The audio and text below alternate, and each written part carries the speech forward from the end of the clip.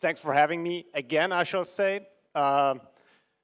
It's my 5th time in Sri Lanka, and like Richard said, promised that he keeps coming back, so can I. I've seen some familiar faces during the lunch. Some of you might know me from previous sessions here at the Future of Tourism conference. And some people ask me like, oh, wait a minute, you're the tech guy, right? You're gonna talk about technology. That's a bad news. I won't talk a lot about technology today because I talked to the organizers of the event and they told me this is not the time to talk about tech.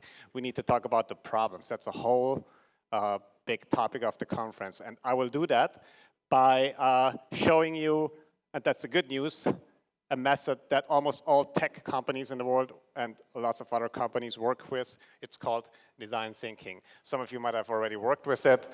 And what I will do is I'll take you within 20 minutes through some basic thoughts about it and also probably give you some hands-on clues that you might be able to use in your companies. So while I'm talking about this, we've been implementing design thinking and familiar concepts with numerous of companies, mainly all over Europe. Sorry to say that here, a lot was BMW, so forget about it, but that's not the place to talk about it, but also with tech companies like Oracle or the city of Munich, the city of Berlin. So a lot of issues, a lot of them had difficulties, problems with anything. There might be an easy or at least a structured way out.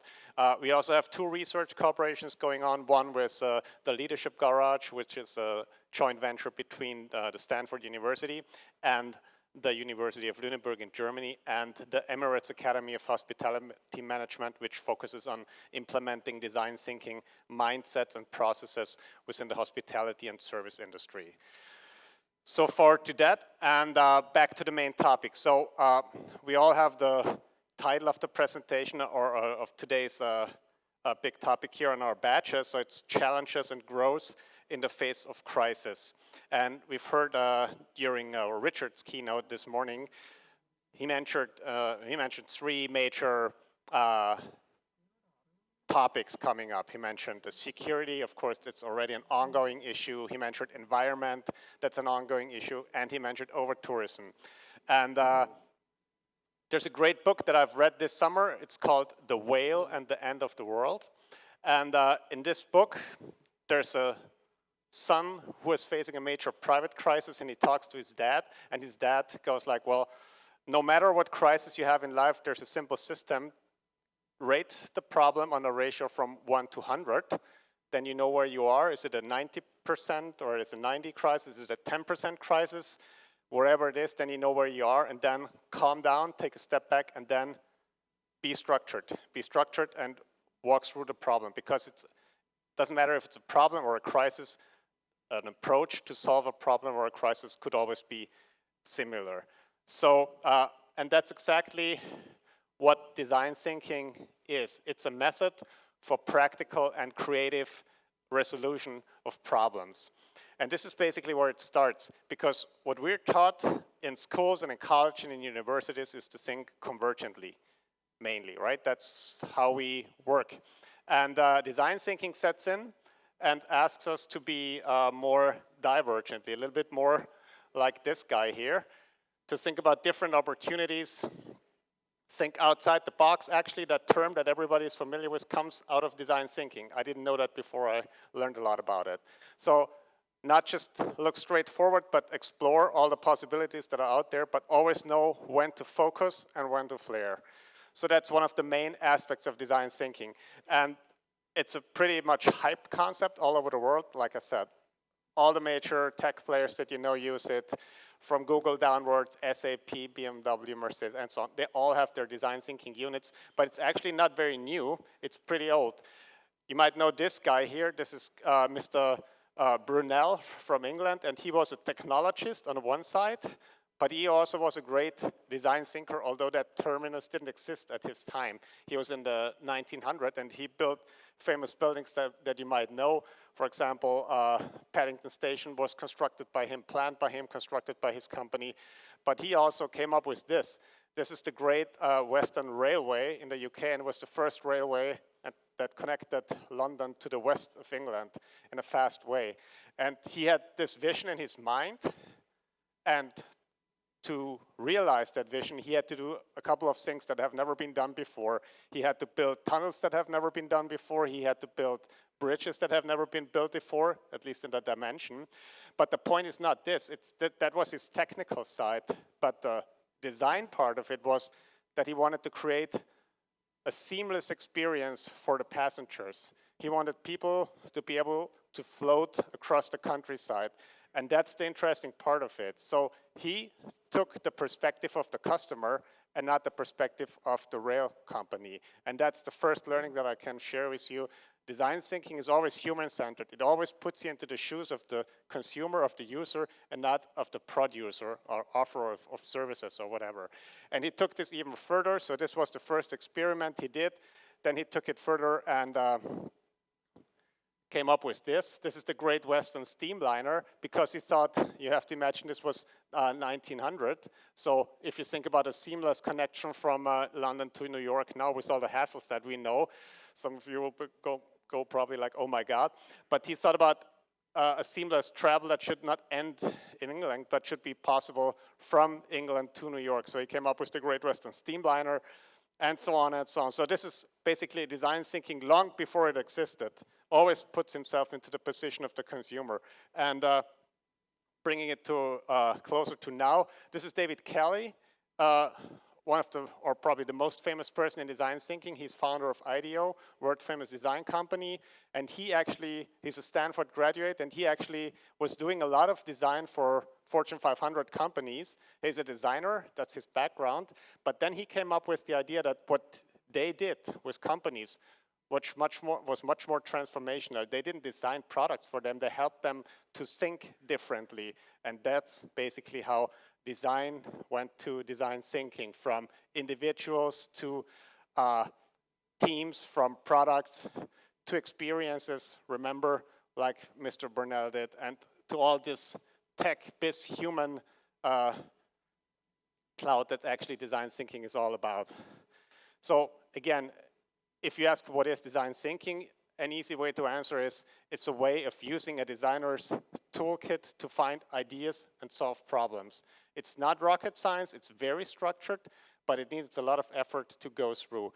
Now, if I may ask a question, how many of you have ever taken part in a design thinking session? Could you raise your arms? Oh, to go down here, I can't see anything. All right, okay, it's 1, 2, 3. Okay, so not too many. For those of you who have already participated in a design thinking session, you will probably have noticed that it is a process, right? It is simply a process. And a lot of companies that we work with, at first, they're very, very disappointed in terms of, oh, I thought this is about creativity, now you come up with a process. But it's a very structured process that can help you through anything. We've tried it out in our private lives, we've tried it out in business, it always works the same. And it starts with empathy, right? You have to get a lot of empathy for your users. Then you have to define the problem. We'll come back to that later. What exactly is the problem? Narrow it down, narrow it down, narrow it down. Like Elon Musk, there's a famous video by Elon Musk when he talks about first principle. You might look it up on Google. That's exactly the core of it. Then there's ideation. So when you come up with ideas, then you do prototyping, and then you do testing, and then you go back to the drawing board and start again. So that's basically the design thinking process, as simple as it is. And it uses different mindsets. I'll focus on some of them because we've only got 20 minutes. So human centricity is the part of it. Mindful of processes is a part of it. Culture of prototyping, show, don't tell, radical collaboration, and bias towards action. Let's start with the first one. I already mentioned it, focusing on people. I took a picture from Berlin, from the city of Berlin, one of our clients. It's one of the most diverse cities in Europe. To focus on people is very, very, very important. When you have a problem, don't start with ideation immediately, because that's what we humans tend to do. We have a problem, we try to find a solution. Take a step back and try to identify who the persons are that are involved in that problem. You might observe for inspiration, define a problem with empathy and insight, as much empathy as you can get, involve users for ideation, and then test with actual users if you have come up with the first solution. That's the main focus of it. It's also called human-centric design. So human centricity is one of the main focuses of it. And to quote Atticus Finch from To Kill a Mockingbird, you never really understand a person until you consider things from his or her point of view, until you climb into his skin and walk around in it. So keep that in mind. Human centricity is very important. Second thing that I want to share with you is fast prototyping in general, but also doing it fast. That's a very important aspect of it.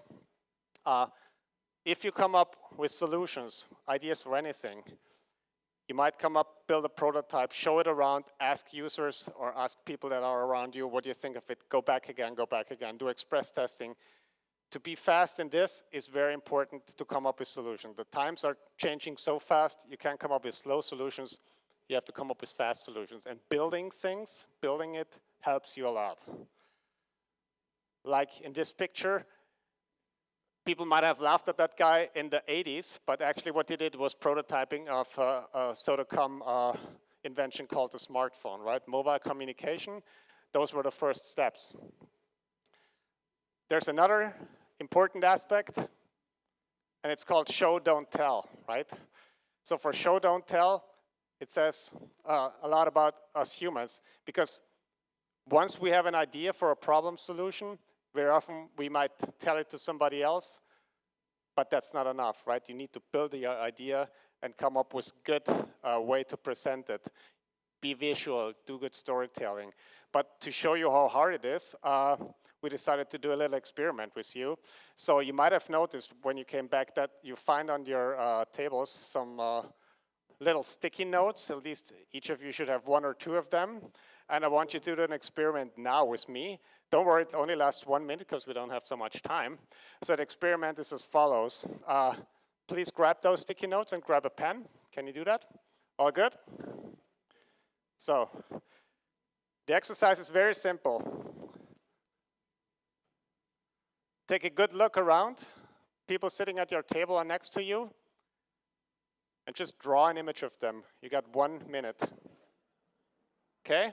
I even brought a counter, so there's no cheating. Go. Okay?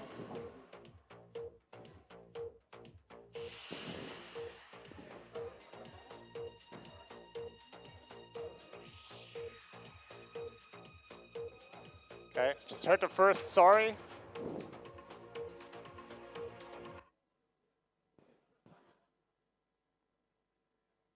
If you don't find anyone, just draw me. That's fine. So 40 seconds. Sorry.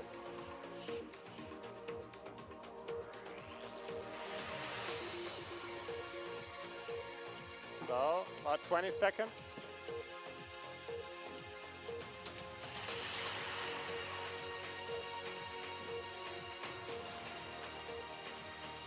So start finishing up.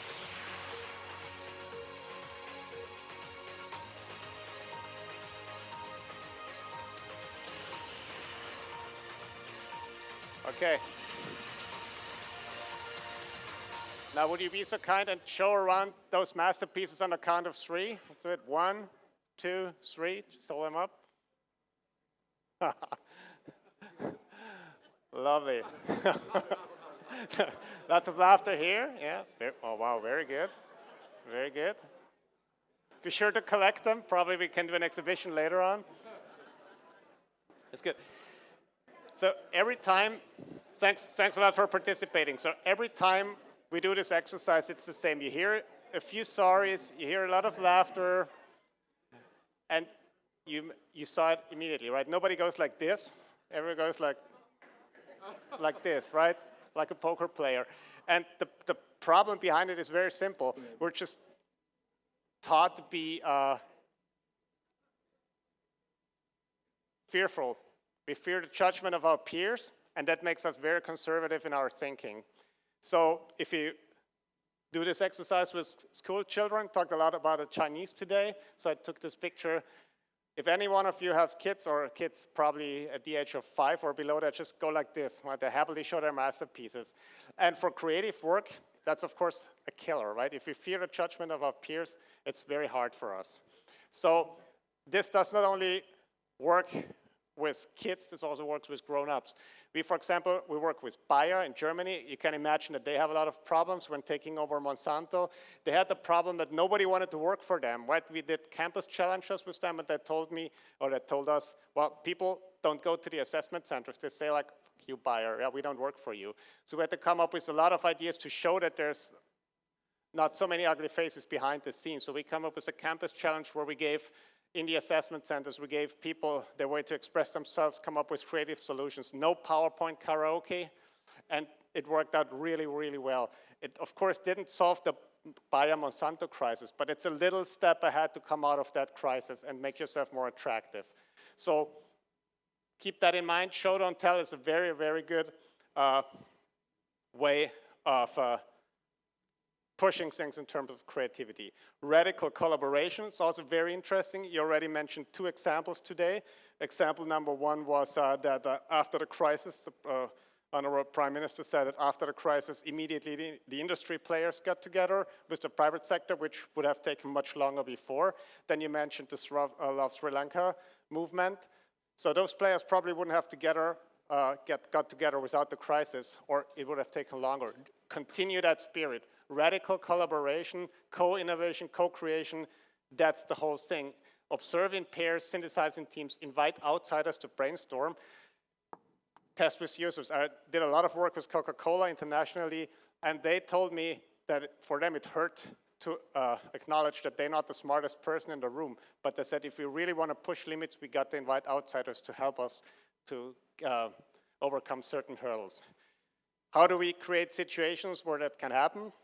Where no fear is there, because those guys, if they can only collaborate if they work together to get out of that situations. Everybody would probably think like, oh, I'm not going to die to get out of here. But we need those forms of radical collaboration. I'll give you one more example. We worked for, or we still work for the Deutsche Bank, and they're facing a lot of problems too. Profits go down, margins go down. People think of the Deutsche Bank as a really old institution, but they have, truth is, that's all true, but there's also, like with every problem, there's another side. There's a lot of innovative people there. They use a lot of design thinking to overcome hurdles, to come up with digital solutions. And they asked us, well, how can we show this? So we told them, well, come up with a public space. Take your most famous location in Berlin. So this is in the Friedrichstraße in Berlin. Some of you might know it. It's like the Oxford Street of Berlin. And they opened the space there. It was open to the public. It was called the Design Thinking Playroom. And they just opened a space where people could go, rent a space there, talk about certain problems that they had in terms of everything that has to do with money, but everything else. People had to leave their data there, which was, of course, very smart, because now they were simply fast growing their network where they could interchange problems, or they would know potential people that would be willing to work with them. But I've never, ever seen a project that wasn't honored where outsiders were invited to brainstorm for all different kinds of collaboration. So keep that in mind. It's very simple. It was planned for 3 months. It's been going on for 1.5 years now. And they had people from all over the world coming there and visiting this design thinking playroom. 2 more things. From consuming to meaningful participation. What you see here is a game in the Deutsche Bundesliga. These are the fans of Eintracht Frankfurt, it's called. Do you think these people consume a soccer game? No, they go there with all their heart. They're really into it. Yeah, they don't consume anything. They go there with all their passion, and that should be our goal, that you really come from consuming or move people from consuming something to involving them. Like in the old quote, tell me, I will forget, teach me, and I may remember, and involve me, and I learn. So try to involve people as fast and as intense as you can.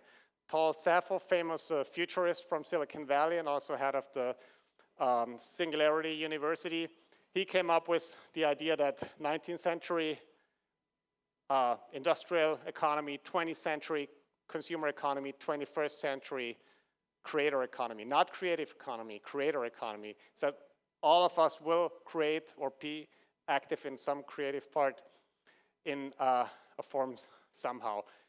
One last point, asking the right question. I know it sounds very simple, but it's very hard to do. Asking the right question at the right moment is very, very important. Because design thinking forces you to not only answer questions, but helps you finding the right questions to answers. Like Einstein once said, if I had 1 hour to solve a problem and my life depended on it, I would use the first 55 minutes determining the proper questions to ask. So keep that in mind. It's a simple process: emphasize, define, ideate, prototype, test, but it's not so easily done. Take your time, respect the company culture. You don't have to start large, start in small numbers, respect always the company culture like Peter Drucker says. And I can only encourage you to try it out. Many of you have done before. Get out of your comfort zone and try to jump into the cold water. There's no time to waste. Thank you very much for your